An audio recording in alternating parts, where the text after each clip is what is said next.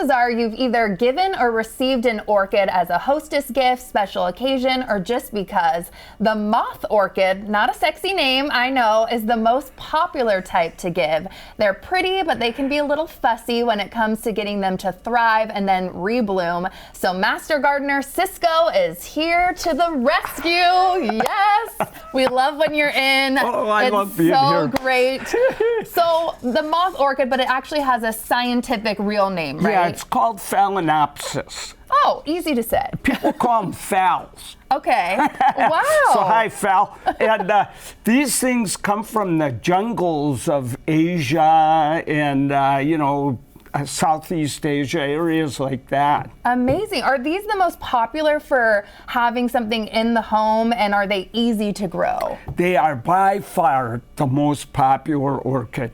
They're given away by the gazillions, Yes. And they're so doggone beautiful, And the other thing is they just bloom their little heart out for really a long time. So that's a really nice thing. Definitely. This is one of my favorite things to give as a hostess gift and receive as well. But I'm not the best at taking care of it. So walk me through the care of it. What are some tips? All right. So the first thing is if you want it to bloom again, you want this to be in bright light but no direct sunlight.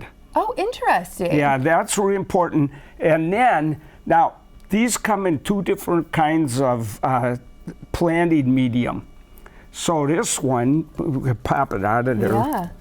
And so you see that's moss. Yeah. So if it's growing in moss, you want to use a fertilizer that is higher in the second number than the first number. Interesting. Yep. Why is that?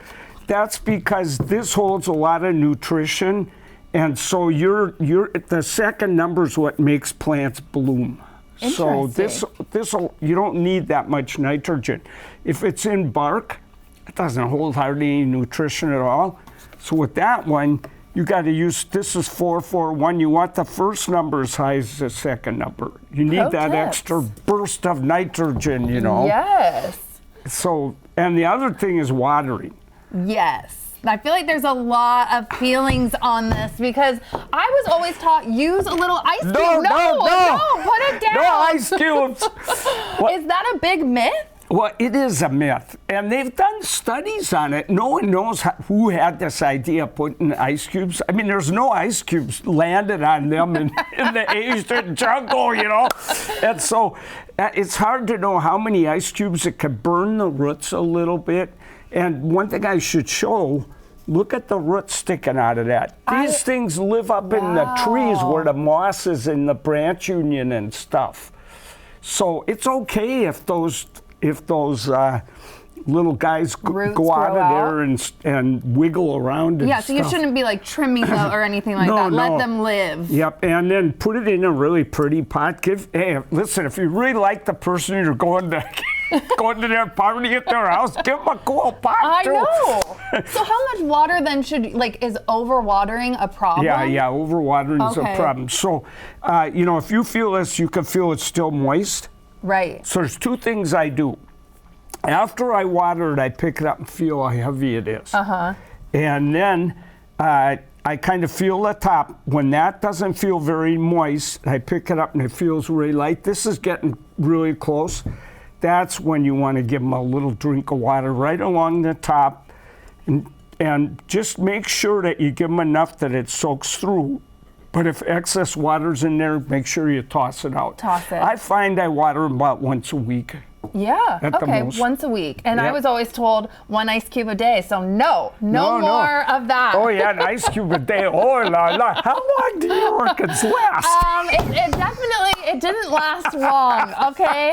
The blooms actually drooped, and I feel like I never got it to rebloom too. So walk us through what's the trick? Okay. The big trick. This is the big trick.